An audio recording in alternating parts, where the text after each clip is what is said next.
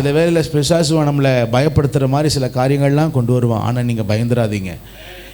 கர்த்தர் ஒன்று கொடுத்தார்னா அதை நித்தமும் நடத்த வல்லவராய் இருக்கிறார். ஒரு ஆமென் சொல்லுங்க பார்க்கலாம். இந்த ரெண்டாவது மாதத்தின் முதல் நாளிலே கர்த்தர் நம்மை கொண்டு வந்திருக்கிறார். இந்த நாள், இந்த தேதி, ரெண்டாவது மாதத்தின் முதல் தேதி, இந்த நாள் மிக முக்கியமான நாள். முதல் மாதத்தை முடித்தோம், ஆனால் ரெண்டாவது மாதத்தின், அதுவும் குறிப்பாக இந்த முதல் நாள் மிக முக்கியமான நாள். ஏன் முக்கியமான நாள்னா, ஒன்று இது கர்த்தருடைய நாளிலே வந்த நாள். ரெண்டாவது, இந்த நாளுக்கென்று ஒரு கிருபையும் ஒரு வார்த்தையும் கர்த்தர் வைத்திருக்கிறார்.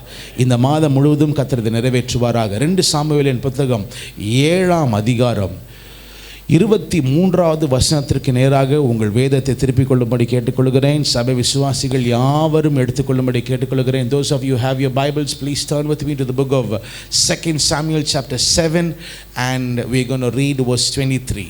உம்முடைய ஜனமாகிய இஸ்ரவேலுக்கு நிகரான ஜனமும் உண்டோ?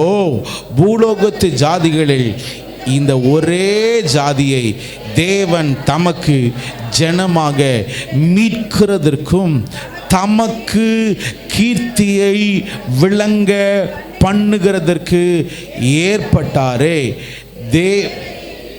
எகிப்திலிருந்து மீட்டு கொண்டு வந்த உம்முடைய ஜனத்திற்கு முன்பாக பயங்கரமான பெரிய காரியங்களை நடத்தி உம்முடைய தேசத்திற்கு அதிலிருந்து ஜாதிகளுக்கும் அவர்கள் தேவர்களுக்கும் உமது மகிமையை விளங்க செய்து.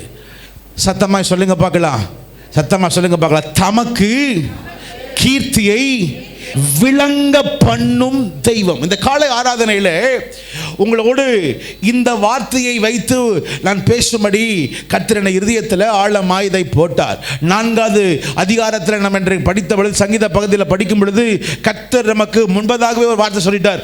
பக்தி உள்ளவனை சொல்லுங்க, பக்தி உள்ளவனை கர்த்தர் தமக்கென்று அவர் தெரிந்து கொண்டார். எத்தனை பேர் கர்த்தருக்கு பக்தி உள்ளவர்களா இருக்கிறோம்?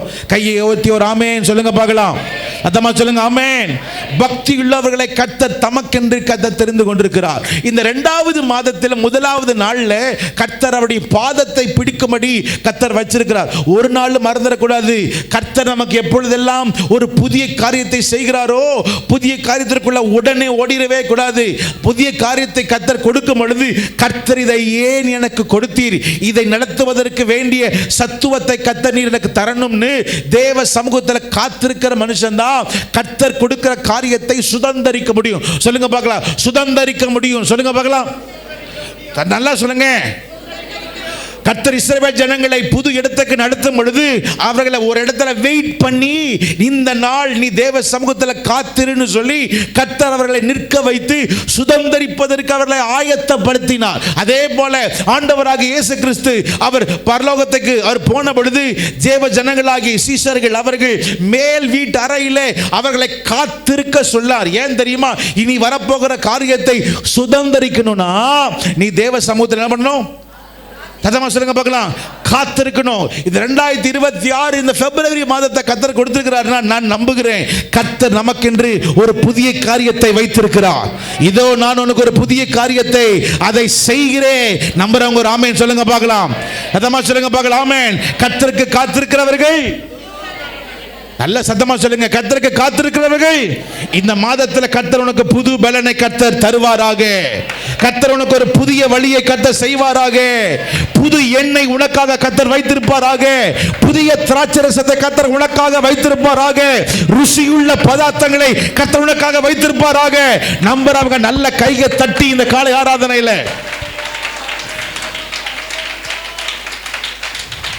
ஆக கர்த்தர் நமக்கு புதிய காரியங்களை கர்த்தர் நமக்கு தருவாராக. ஒரு ஆமென் சொல்லுங்க பார்க்கலாம்.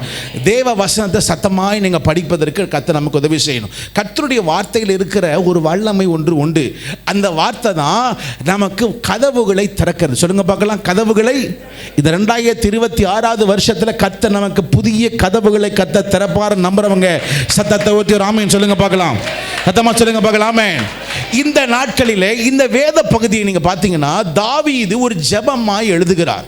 தாவீது ஒரு ஜெபமா எழுதுகிறார். சில குறிப்புகளை மட்டும் சொல்லுகிறேன், நீங்கள் எழுதி கொள்ளுங்கள். ஓகே, ஜெபமா எழுதுகிறார்.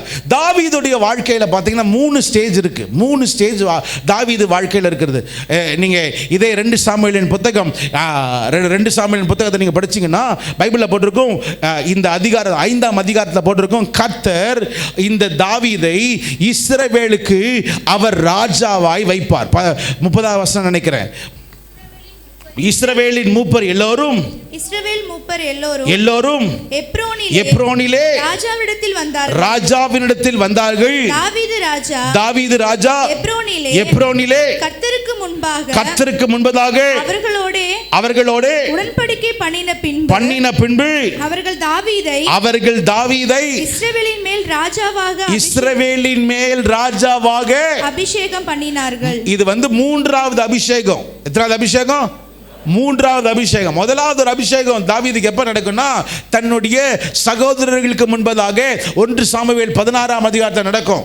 தன் சகோதரர்களுக்கு முன்பதாக நான் உன்னை பெரிய ஒரு ராஜாவாய் வைப்பேன்னு கர்த்தர் ஒரு அபிஷேகத்தை கொடுத்து அந்த ராஜாவுக்கு ஆயத்தப்படுத்தும்படியாய் கர்த்தர் வைப்பார். 2வது ஒரு அபிஷேகம் எப்ப நடக்கும்னா, இதே 2 சாமுவேல் புத்தகம் 2ஆம் அதிகாரத்தில் போட்டிருக்கும், யூதா ஜனங்களுக்கு ஒரு கூட்டத்தாருக்கு மட்டும் இவன் ராஜாவாய் கர்த்தர் வைப்பார். அப்புறம் 5ஆம் அதிகாரத்தில் பார்த்தீங்கன்னா, இப்பொழுது முழு இஸ்ரவேலுக்கும் கர்த்தர் தாவீதை ராஜாவாக வைப்பார். நல்லா புரிஞ்சுங்க. இந்த 17 வயசா இருக்கும் பொழுது கர்த்தர் இவனுக்கு நான் உனக்கு ராஜாவா மாத்துவேன்னு சொன்ன உடனே கர்த்தர் இவனை எத்தனை வருஷம் எப்ப தெரியுமா ராஜாவா மாத்தினாரு? 5வது வசனத்தை படிக்கும்படி கேட்டுக்கொள்கிறேன். தாவீது ராஜாவாகும் பொழுது 30 வயதா இருந்தான். எத்தனை வயசு? 30. அப்ப எத்தனை வருஷம் காத்திருந்தாப்ல? 17 இருந்து 30 எத்தனை வருஷம்? 13 வருஷம் கர்த்தர் அபிஷேகம் பண்ணி உருவாக்குவதற்கு எத்தனை வருஷம் ஆச்சு? அத்தமா சொல்லுங்க பார்க்கலாம். 13 வருஷம் கர்த்தர் அவனை உருவாக்கினார். எதுக்காக? அந்த ராஜாவாய் நிற்கிறதற்கு 13 வருஷம் உருவாக்கினார். விசுவாசிகள், உங்களுக்கு சொல்லுகிறேன், உருவாக்கப்படாமல் எதை கொடுத்தாலும் அது உடைஞ்சிடும். சவுல் ராஜாவாகிறதுக்கு எத்தனை வருஷம் உருவாக்கப்பட்டான்? எத்தனை வருஷம் உருவாக்கப்பட்டான்? சவுல் உருவாக்கப்படவே இல்லை. அபிஷேகம் பெற்றான், ரைட், எல்லாரும். ஏன்னா அழகாக இருந்தான், திறமசாலியாக இருந்தான். திறமசாலியாக இருப்பது முக்கியம் இல்லை. தேவன் ஒரு காரியத்தை உங்கள் கையில் கொடுக்குறாருன்னா அதுக்கு முன்பதாக என்ன பண்ணு? உருவாக்கப்பட, ஆயத்தப்படு. ஆண்டவராக இயேசு கிறிஸ்து வானம் திறக்கிறது, புறா வருகிறது, தேவ சத்தம் வருகிறது, இவரை என் நேச அப்படின்னு சொல்லிட்டு உடனே அவர் போகலை. பைபிளில் போட்டிருக்கு, 40 நாட்கள் தேவ சமூகத்தில் அமர்ந்து உருவாக்கப்பட்டு தேவ சமூகத்தில் காத்திருந்து அடையாளத்தை பெற்றுக்கொண்டு தான் ஆண்டவராக இயேசு கிறிஸ்து ஊழியத்திற்கு போகிறார். கர்த்தர் கிருபையினால் இந்த 1வது மாதம் வந்து ஆரம்பித்த உடனே டக்குன்னு நம்ம எதுவும் ஆரம்பிக்கல. 1வது மாதம் கர்த்தர் கொடுத்தாலும் அவர் பாதத்தில் கர்த்தர் விழும்படி கர்த்தர் நமக்கு உதவி செய்தார். பைபிளில் பிரதான மாதம் எதை சொல்லுது?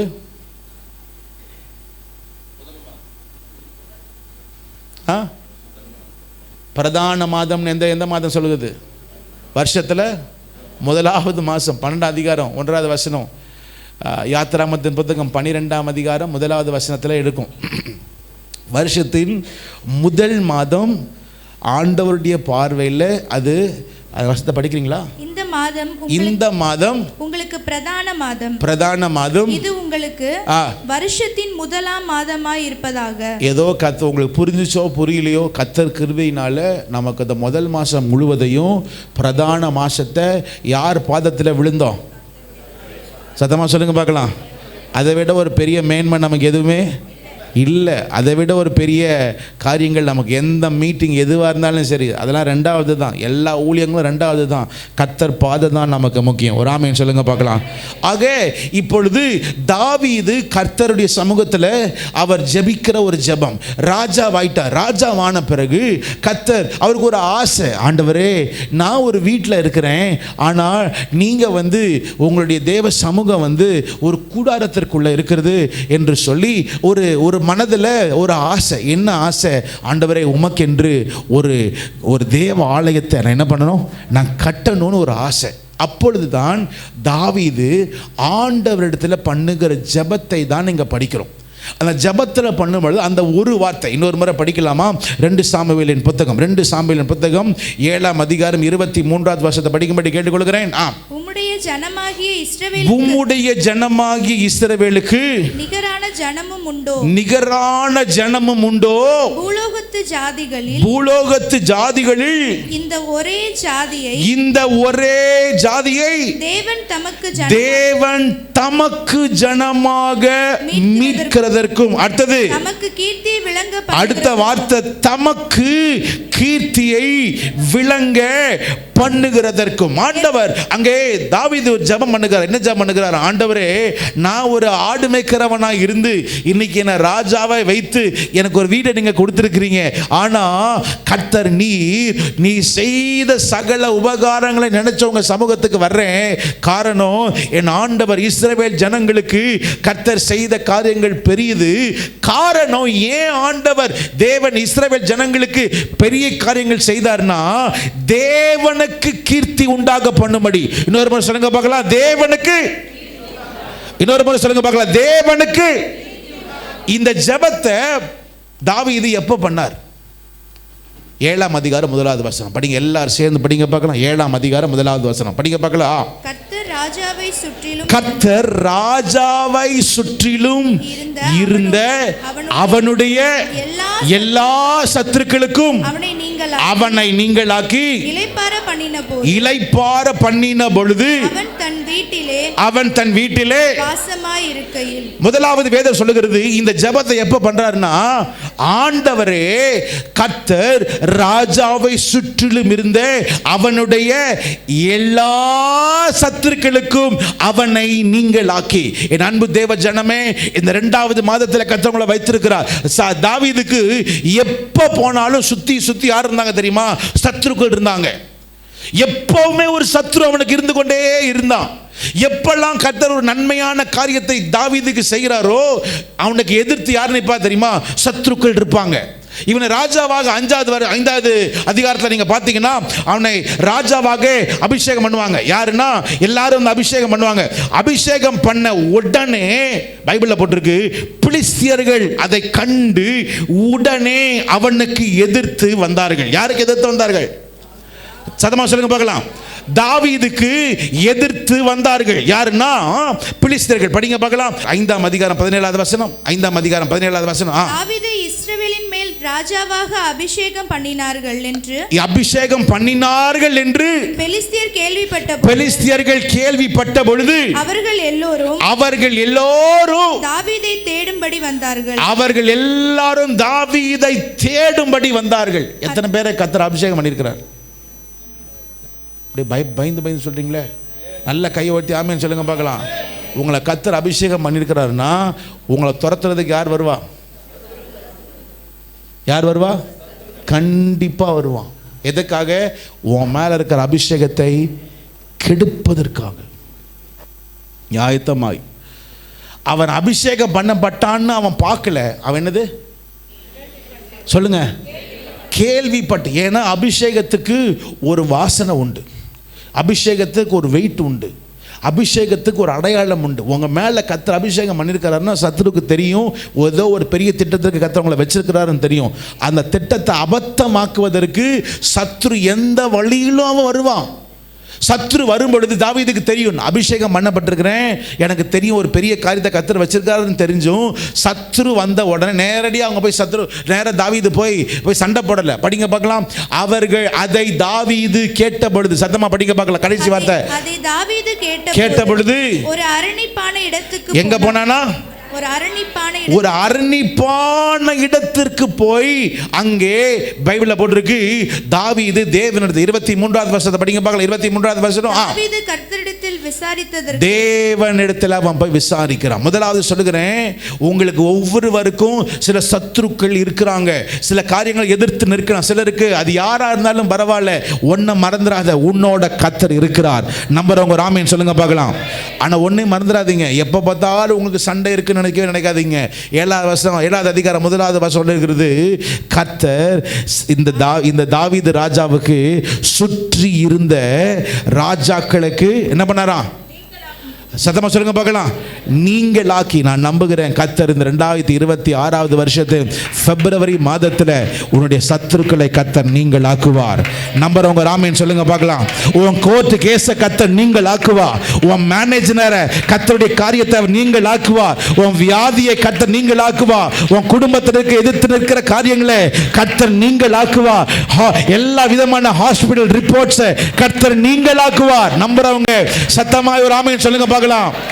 சுற்றி நெருங்கி இருக்கிற காரியத்தை கர்த்தர் தாவீதுக்கு 2வது அதே வசனத்தை படிங்க பார்க்கலாம். நீங்களாக்கி இளைப்பாற பண்ணின போது. எங்க உங்களுக்கு ஒரு இளைப்பாறுதலின் காரியத்தில் கர்த்தர் உங்களுக்கு கொண்டு போவார். சத்தமா சொல்லுங்க பார்க்கலாம். குறிப்பா எல்லா தாய் தகப்பன் சொல்றேன், ஓடிக்கிட்டே இருக்காதீங்க. எனக்கு தெரியும் குடும்பத்தை மேனேஜ் பண்ணுறது அவ்வளோ ஈஸி கிடையாது. எந்த நேரம் ஏது நடக்கும்னு தெரியல. 2 மாதம் டிசம்பர் மாதமும் ஜனவரி மாதமும் ஓடிட்டே இருந்தேன், ராத்திரி பகல்னு. இந்த ஒரு வாரம்தான் கொஞ்சம் வீட்டில் உட்காந்தேன். வீட்டில் உட்காந்தாலும் மற்ற காரியங்கள் இருந்தது. இயேசு கிறிஸ்துவே ஒரு வார்த்தை சொல்லுகிறார் தெரியுமா? மார்க்கு சுவிசேஷத்தின் புத்தகம் 1ஆம் அதிகாரம் 6ஆம் அதிகாரம் 31வது வசனம். 6ஆம் அதிகாரம் 31வது வசனம். இயேசு அவர்களை நோக்கி வனாந்தரமான ஓரிடத்திற்கு தனித்து சற்றே இளைப்பாறும்படி போவோம் வாருங்கள். இது யாரு சொன்னா? ஆண்டவராக இயேசுவே சொல்லுகிறாரு. சற்று எங்க போவோம்? இளைப்பாறும்படி போ. ஏன் இளைப்பாறும்படி போ? படிங்க பார்க்கலாம். ஏனெனில் வருகிறவர்களும் போகிறவர்களும் அநேகராய் இருந்தபடியினால் போஜனம் பண்ணுகிறதற்கும் அவர்களுக்கு சமயம் இல்லாதிருந்தது. சாப்பிட்றதுக்கு கூட என்னது? சாப்பிட்றதுக்கு கூட நேரம் இல்லை. சாப்பிடலான்னு போனா கூட யார் வந்துடுறா? அப்பதான் சொல்லுகிறார், கொஞ்சம் நம்ம என்ன பண்ணலாம்? திரும்ப சொல்லுகிறேன், நிறைய பேர் தேவைகளுக்காக ஓடுறீங்க, சந்தோஷம். ஆனால் இந்த 2026 கேட்குறேன், கொஞ்சம் உடம்ப பார்த்துக்குங்க. சுவர் இல்லைன்னா நான் ரீசெண்டாக இப்போ தான் கவனிக்கிறேன், என் ஹெல்த்தை இப்போ தான் நான் கொஞ்சம் கவனிச்சுக்கிறேன். நீ ஓடலாம், நீ சம்பாதிக்கலாம், ஆனால் எல்லாம் நன்மை. ஆனால் உன் சரீரம் போயிடுச்சுன்னா ஒன்றும் பண்ண முடியாது. சரீரத்தை கவனமாக நீங்கள் பாதுகாத்துக்குங்க. பைபிள்லே போட்டிருக்கு, உன் சரீரம் அது உனக்குரியதல்ல, அது கர்த்தருடைய ஆலயம். கவனமாக அதை நீங்கள் கவனிக்க நான் கேட்டுக்கொள்கிறேன். தாவீது சண்டைன்னு ஓடிட்டுருக்கு. ஆனால் வேதம் சொல்லுகிறது, கர்த்தர் அவனை இளைப்பாற பண்ணினார். ஒரு ஆமென் சொல்லுங்க பார்க்கலாம். இந்த 2026 கர்த்தர் இந்த பிப்ரவரி மாதத்தில் ஒரு இளைப்பாறுதல் காலம்னு கொஞ்ச நாட்கள், அப்பாடா தோத்திரம் அல்லேலூயா ஆமேன் அப்படின்னு இல்லை, கொஞ்ச நாள். நம்ம எல்லாருக்குமே பகல் ஒன்று உண்டு, அடுத்தது இரவு உண்டு, அவ்வளோதான். இளைப்பாறுதல்னு பாஸ்டர் சொல்லிட்டார், கேட்டியா? போய் ஒழுங்காக சிக்கனை வாங்கு, மட்டனை வாங்கு. நான் கொஞ்ச நேரம் படுத்து என்ன பண்ணுவேன்? இந்த கதைக்கு இல்லை, பைபிள் படி வாழ்க்கை ஒரு போராட்டம். நல்லதொரு கொஞ்சம் ரெஸ்ட் எடுத்துட்டு அடுத்தது என்ன பண்ணு? ஓடு. சூறை செடியில் கொஞ்ச நேரம் தான் இருந்தார். அடுத்த 40 நாட்கள் என்ன பண்ணார்? ஓடுன்னு ஓடினார். இந்த நாட்கள் கர்த்தர் நமக்காக பெரிய காரியங்களை கர்த்தர் செய்வார். ஒரு ஆமென் சொல்லுங்க பார்க்கலாம். படிங்க பார்க்கலாம். அவர் ராஜா சுற்றி இருந்த சகல சத்துருக்களையும் அவர் நீங்களாக்கி, முதலாவது. ரெண்டாவது, இளைப்பாறும் பொழுது. மூன்றாவது, சத்தத்தை உயர்த்தி அந்த வார்த்தையை படிங்க பார்க்கலாம். 7வது அதிகாரம் 1வது வசனத்துடைய கடைசி வார்த்தை படிங்க பார்க்கலாம். அவன் தன் வீட்டிலே வாசமாய் இருக்க. யார் வீட்டில்? சொல்லுங்க பார்க்கலாம். தன் வீட்டிலே. கொஞ்சம் கஷ்டமாக தான் இருக்கும். ஏன்னா நிறைய பேருக்கு எந்த இடத்துலையும் இருப்பாங்க, ஆனால் எங்கே இருக்க மாட்டாங்க? வீட்டில் மாத்திரம் இருக்க மாட்டாங்க. ஏன்னா வீட்டில் வந்தால் செட்டே ஆகாது பாஸ்டர். சில பேர் ஆஃபீஸில் எவ்வளோ நாள் வேணால் இருப்பாங்க. ஆஃபீஸ் முடித்தாலும் பரவாயில்ல, கீழே இருக்கிற கேன்டீனில் போய் என்னது சாப்பிட்டுக்கிட்டு வருவாங்க. சில பேர் பார்த்தீங்கன்னா வீட்டில் இருக்கிறத பார்க்கல ஷாப்பிங்கில் இருப்பாங்க. அது இந்த காலத்தில் எல்லாமே இதில் தான் வருது, ஆன்லைனில் தான் வருது. சில பேருக்கு ஷாப்பிங் பண்ணுறதுல அதில் ரொம்ப வாசமாக இருப்பார்கள். சில பேர் பார்த்துட்டு வாலிப தம்பிமார்கள், வாலிப தங்கச்சிமார்கள் பாருங்கள், ஸ்போர்ட்ஸ் ஃபீல்டில் போயிடுவாங்க. அவங்களுக்கு இன்ட்ரெஸ்டான ஒரு காரியத்திற்கு. திரும்ப சொல்லுகிறேன், தாவீது ஒரு ராஜாவாக இருந்தாலும் எங்கே வாசம் பண்ணானா? சத்தமாக சொல்லுங்கள்.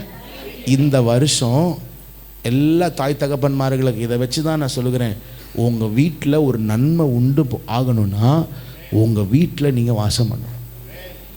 யார் வீட்டில்? ஏன் உங்கள் வீட்டில் வாசம் பண்ணணும்? ஏன் உங்கள் வீட்டில்? எனக்கு தெரியும் கஷ்டம்தான்.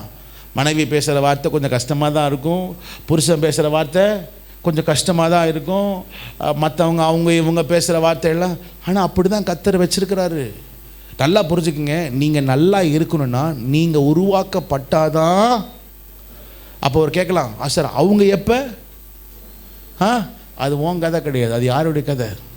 நீ சீக்கிரத்தில் உருவாகு, கர்த்தர் உனக்காக பெரிய காரியங்களை செய்வார். அடிக்கடி நான் சொல்லுவேன், குயவன் கையில் இருக்கிற களிமண் நீயும் நானும். நம்ம வணைஞ்சிட்டா கர்த்தர் நம்மளை எடுத்து பயன்படுத்துவார். கொஞ்சம் விட்டு கொடுக்காம டப்பு டிப்புன்னு விழுந்தா திரும்ப பிசைஞ்சு பிசைஞ்சு பிசைஞ்சு பிசைஞ்சு கர்த்தர் செய்வார். கர்த்தரோட பிள்ளைகள் கவனமாக இருங்க, கர்த்தரோட பிள்ளைகள் கவனமாக இருங்க. தன் வீட்டிலே சொல்லுங்க பார்க்கலாம், அவன் வாசமா. ஏன் கர்த்தர் உங்களை, ஏன் உங்கள் வீட்டில் ரசிக்கப்படாமல் இருக்கலாம்? உங்கள் வீட்டில் சில காரியங்கள் கடினமாக இருக்கலாம். சினிமா பாட்டு போட்டு உட்காந்துருக்கலாம். நீ சினிமா பார்த்துட்டு உட்காராத, சினிமா பாட்டு உட்காராத. ஒரு மீன் அது தண்ணிக்குள்ளே இருந்தாலும் நம்ம எடுத்த உடனே நம்ம என்னது உப்பு போட்டு தான் சாப்பிட்றோம். மறந்துடாதீங்க, நம்ம இந்த உலகத்தில் இருந்தாலும் உலகத்தின் கரை நம்மை தொடக்கூடாது. அதற்கு தான் கர்த்தர் நம்மளை வச்சிருக்கிறார். கஷ்டம்தான், இல்லைன்னு சொல்லலை. இது உலக காரியங்கள் வாழ்கிறது கஷ்டம்தான். ஆனாலும் கர்த்தரோடு நீ இணைந்து நீ உன் வீட்டில் வாசம் பண்ணி. ஏன் உங்கள் வீட்டில் கர்த்தர் வாசம் பண்ண சொல்லுகிறார்? தானியேலின் புத்தகம் 6ஆம் அதிகாரம் 10வது வசனம். தானியேலோ வென்றால் அந்த பத்திரத்துக்கு கையெழுத்து வைக்கப்பட்டதென்று அறிந்த போதிலும் எந்த வீட்டுக்குள்ளே? எந்த வீட்டுக்குள்ளே? தன் வீட்டுக்குள்ளே போய் தன் மேல் அறையிலே எருசலேமுக்கு நேராக பலகணிகளை திறந்திருக்க அங்கே தான் முன் செய்து வந்தபடியே தினம் 3 வேளையும் தன் தேவனுக்கு முன்பதாக முழங்கார் படியிட்டு ஜெபம் பண்ணி ஸ்தோத்திரம் செலுத்தினான். அதில் முக்கியமான வார்த்தை, எல்லா வசனமும் முக்கியமும். அதில் ஃபர்ஸ்ட் லைனை படிக்க பார்க்கலாம். தானியேலே என்றால் அந்த பத்திரத்தில் கையெழுத்து வைக்கப்பட்டது என்று. திரும்ப சொல்லுகிறேன், உங்களுக்கு சில காரியங்கள் எதிர்த்து இருக்கலாம், எதிர்த்து நிற்கலாம், எதிர்த்து உங்களை வாழ்க்கையில் அது எதிர்த்து வரலாம். நீ கவலைப்படாம உன் வீட்டுக்குள்ள போய் நீ ஜெபம் பண்ணு. சத்தமா வராமன்னு சொல்லுங்க பார்க்கலாம். சத்தமா சொல்லுங்க பார்க்கலாமே. உங்க வீட்டுக்குள்ள போய் ஜெபம் பண்ணுங்க. உங்க வீட்டுக்குள்ள போய், பைபிள்ல போட்டிருக்கு, தன் வீட்டிற்குள்ளே போய், தன் அறை வீட்டிற்குள் போய். இன்னொரு முறை சொல்லுங்க பார்க்கலாம். தன். இயேசு கிறிஸ்து என்ன சொல்லுகிறார்? ஒருவன் நீங்கள் ஜெபிக்கும் பொழுது எங்க போங்க? உங்களுடைய அறை வீட்டுக்குள். பக்கத்து வீட்டு கிடையாது. எந்த வீட்டுக்குள்ள? தன் அறை வீட்டுக்குள் பிரவேசித்து கதவை பூட்டி அந்த ரங்கத்தில் இருக்கிற உங்கள் பிதாவை நோக்கி என்ன பண்ணு? ஜெபம் பண்ணு. அப்பொழுது கர்த்தர் உன் ஜெபத்தை கேட்டு வெளியரங்கமாய் கர்த்தர் பலனளிப்பார். நம்புறவங்க சத்தத்தை உயர்த்தராமேன்னு சொல்லுங்க பார்க்கலாம். பிரச்சனை இருக்கு வீட்டில், பிரச்சனையை பார்க்காத. வீட்டில் என்ன பண்ணு? சத்தமா சொல்லுங்க, ஜெபம் பண்ணு. வெளியரங்கமாய் கர்த்தர் ஒரு பலன் கொடுப்பார். தாவீது தன் வீட்டிற்குள்ள போய் அவன் ஜெபித்தான். ஒரு ஆமென் சொல்லுங்க பார்க்கலாம். அப்பொழுது தான் கர்த்தர் சொல்லுகிறார். 3 காரியங்கள் அங்கே பாடுகிறோம். என்ன பாடுகிறோம்? தமக்கு தமக்கு கீர்த்தி விளங்க பண்ணும்படி. சொல்லுங்க பார்க்கலாம். யாருக்கு? இந்த 2026 கர்த்தர் உனக்கும் எனக்கும் கீர்த்தி விளங்க பண்ணணும்னா தேவ சமூகத்தில் போய் காத்துரு. தேவ சமூகத்தில் காத்துரு. எப்படி கர்த்தர் கீர்த்தியை யாருக்குன்னா, அங்கே தாவீது சொல்லுங்க, எனக்கு கர்த்தர் கீர்த்தி விளங்க பண்ணணும்னு சொல்லலை, இஸ்ரவேல் ஜனங்களுக்கு. சத்தமா சொல்லுங்க பார்க்க. எந்த ஜனங்களுக்கு? 7ஆம் அதிகாரம் 23ஆம் வசனம் போட்டிருக்கிறது, உம்முடைய ஜனமாகிய இஸ்ரவேலுக்கு நிகரான ஜனம் உண்டோ?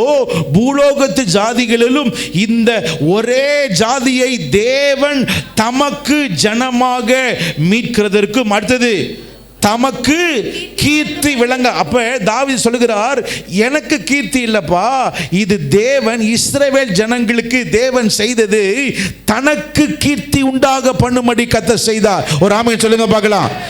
தேவன் ஏன் இஸ்ரவேல் ஜனங்களுக்கு கீர்த்தியை உண்டு பண்ணினார்? ஏன் ஆண்டவர் இஸ்ரவேல் ஜனங்களுக்கு கீர்த்தி உண்டு பண்ணினார்? முதல்ல எழுதிக்க பார்க்கலாம். யாத்திராகமத்தின் புத்தகம் 9ஆம் அதிகாரம் 16வது வசனம் படிக்கும்படி கேட்டுக்கொள்கிறேன். என்னுடைய வல்லமையை உன்னிடத்தில் காண்பிக்கும்படியாகவும் என் நாமம் பூமியில் எங்கும் பிரஸ்தாபமாகும்படியாகவும் உன்னை என்ன பண்ணுவேன்? ஆண்டவர் ஏன் சொல்லுகிறார்? ஏன் இஸ்ரவேல் ஜனங்களுக்கு கர்த்தர் ஒரு கீர்த்தி உண்டு பண்ணினார்னா, தம்முடைய நாமத்தை, தம்முடைய நோக்கத்தை நிறைவேற்ற. எழுதிங்க பார்க்கலாம். நம்பர் 1 எழுதிங்க பார்க்கலாம். தேவனுடைய நோக்கத்தை நிறைவேற்ற. இது இங்கிலீஷில் பாட முடியுமா தங்கம் இந்த வசனத்தை? தன்னுடைய நோக்கத்தை நிறைவேற்ற. ஓகே, தேவனுடைய நோக்கத்தை நிறைவேற்ற. இஸ்ரவேல் ஜனங்களுக்கு தேவன் ஒரு நோக்கத்தை கர்த்தர் வைத்தார். அந்த நோக்கத்தை நிறைவேற்ற. நல்லா புரிஞ்சுக்குங்க. ஆண்டவர் சவுலுக்கு ஒரு நோக்கத்தை வச்சார் அவர்களையா? வைத்தார் அவர்களையா? என்ன நோக்கம்? இஸ்ரவேலுக்கு ராஜாவாய். ஆனால் அந்த நோக்கத்தை நிறைவேற்றலையா? பாதி நிறைவேற்றினார், கீழ்ப்படியாமல் போய் காரியத்தை முடிந்தது. எப்பவுமே புரிஞ்சுக்கணும், கர்த்தருடைய முழுமையான திட்டத்தை முடிக்க தான் கர்த்தர் நம்மளை வச்சிருக்கிறார். இங்கே இஸ்ரவேல் ஜனங்களுக்கு கர்த்தர் சொல்லுகிறார், கர்த்தர் தம்முடைய நோக்கத்தை நிறைவேற்ற. அப்படின்னா என்னதுன்னா, ஒரு பெரிய நோக்கத்தோடு கர்த்தர் இஸ்ரவேல் ஜனங்களை வைத்தாராம். அதே தேவன் தான் உங்களை இந்த 2வது மாசத்துல கர்த்தர் வச்சுக்கிறது. காரணம் என்ன தெரியுமா? எபேசியரின் புத்தகம் 2ஆம் அதிகாரம், எல்லாருக்கும் தெரிந்த வசனம். எபேசியரின் புத்தகம் 2ஆம் அதிகாரம் 10வது வசனம். ஏனென்றால் நற்கிரியைகளை செய்கிறதற்கு கிறிஸ்து இயேசுவுக்குள் சிருஷ்டிக்கப்பட்டு தேவனுடைய செய்கையாய் இருக்கிறோம். அப்படின்னா அர்த்தம் என்னன்னா, தேவன் நம் மூலமாய் ஒரு பெரிய திட்டத்தை கர்த்தர் வைத்திருக்கிறார். ஒரு ஆமென் சொல்லுங்க பார்க்கலாம். சத்தமா சொல்லுங்க பார்க்கலாம். ஆமென். தாவீது ஒரு வார்த்தை சொல்லுகிறார். என்ன தெரியுமா சொல்லுகிறாரு? அப்பா, நான் தாயின் கருவிலே கர்த்தர், என் தாயின் கருவிலே அவர் என்னை அவர் கண்டார். அடுத்த வார்த்தை சொல்லுகிறார், பிரமிக்கத்தக்க, சொல்லுங்க பார்க்கலாம், பிரமிக்கத்தக்க அதிசயமாய் கர்த்தர் என்னை உண்டு பண்ணியிருக்கிறார். எதற்காக சொல்லுங்க? பிரமிக்கத்தக்க அதிசயமாய், ஃபார் அ பிக் பர்பஸ். எழுதிக்கிங்க. முதலாவது, இஸ்ரவேல் ஜனங்களுக்கு கர்த்தர் ஏன் கீர்த்தி கொடுத்தார்னா, அவருடைய நோக்கத்தை நிறைவேற்ற. சொல்லுங்க பார்க்கலாம், அவருடைய நோக்கத்தை நிறைவேற்ற. 2வது, ஏசாயா தீர்க்கதரிசியின் புத்தகம் 63ஆம் அதிகாரம் 12வது வசனத்தையும் 14வது வசனத்தையும் படிக்கும்படி கேட்டுக்கொள்கிறேன். ஏசாயா தீர்க்கதரிசியின் புத்தகம் 63ஆம் அதிகாரம் 12வது வசனத்தையும் 14வது வசனத்தையும். அவர்கள் நடுவிலே தமது பரிசுத்த ஆவியை இருக்க கட்டளையிட்டு மோசேயின் வலது கையை கொண்டு அவர்களை தமது மகிமையின் புயத்தினாலே நடத்தி. நல்லா கேட்டுக்குங்க. தமது மகிமையின் புயத்தினாலே நடத்தி. அடுத்த வார்த்தை, தமக்கு நித்திய கீர்த்தியை. தமக்கு என்னது? நித்திய கீர்த்தி. நமக்கு நித்திய கீர்த்தியை. இந்த வருஷத்துல ஒரு காரியம் பார்த்தீங்கன்னா, மோசே இருந்த நாட்களிலேயும் ஒன்று இருந்துச்சாம். என்னன்னு பார்த்தீங்களா? முதலாவது வார்த்தை படிக்க பார்க்கலாம். அவர்கள் நடுவிலே தம்முடைய பரிசுத்த ஆவியை இருக்க கட்டளையிட்டு. இன்னொரு முறை சொல்லுங்க பார்க்கலாம். தம்முடைய பரிசுத்த ஆவியை இருக்க கட்டளையிட்டு. 14வது வசனத்தை படிங்க பார்க்கலாம். அதே 63:14. கர்த்தருடைய ஆவியானவர் அவர்களை பள்ளத்தாக்கிலே போய். அப்ப நீங்க பாத்தீங்கன்னா, 2வது எதற்காக கர்த்தர் உனக்கு கீர்த்தியை கொடுக்கிறாருன்னா, கர்த்தருடைய ஆவியானவருடைய கிரியையை நீ உணரும்படியா. எழுதிங்க பார்க்கலாம். கர்த்தருடைய ஆவியானவருடைய கிரியை. மோசே காலத்திலே, திரும்ப 12ஆம் வசனத்தை படிங்களேன். 12ஆம் வசனத்தில், மோசேயின் நாட்களிலே வேதம் சொல்லுகிறது, பரிசுத்த ஆவி இருக்க கட்டளையிட்டு. அப்படின்னா இந்த பூலோகத்தின் காரியங்கள், உங்க குடும்பத்தின் காரியங்கள், உங்க தனிப்பட்ட காரியத்தில் இந்த 2026 வருஷத்தினுடைய பிப்ரவரி மாதத்தில் கர்த்தர் உனக்கு கீர்த்தியை கொடுப்பதற்கு மிக முக்கியமான நபர் யாருன்னா, பலத்தினாலும் அல்ல, பராக்கிரமத்தினாலும் அல்ல, கர்த்தருடைய, சத்தமா சொல்லுங்க, கர்த்தருடைய ஆவியினாலே ஆகும். இரண்டாவது, கர்த்தருடைய ஆவியானவருடைய கிரியையை உணரும்படியாகும். மூன்றாவது, எரேமியா தீர்க்கதரிசியின் புத்தகம் 33ஆம் அதிகாரம் 9வது வசனம்.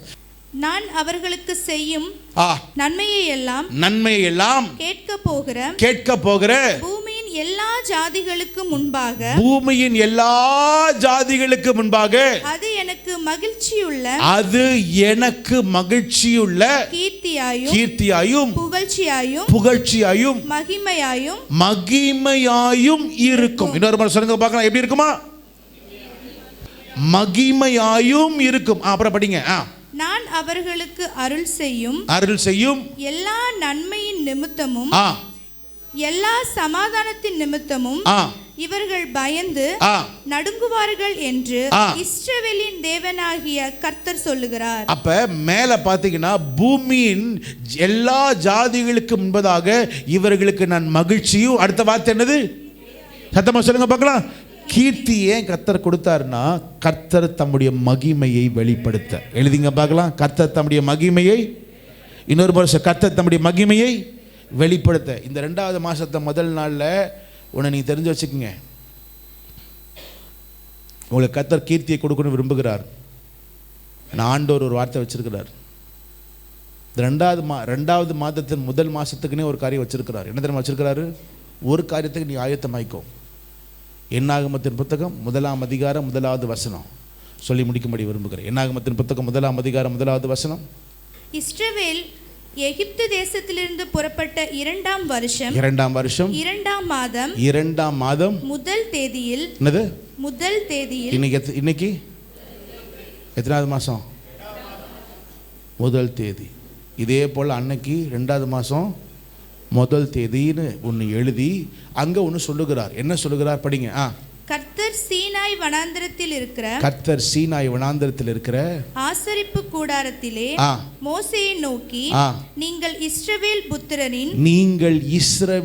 புத்திரரில் முழு சபையாய் இருக்கிற அவர்கள் பிதாக்களுடைய வீட்டு வம்சங்களுக்குள்ள புருஷர்களாகிய சகல தலைகளையும் பேர் பேராக எண்ணி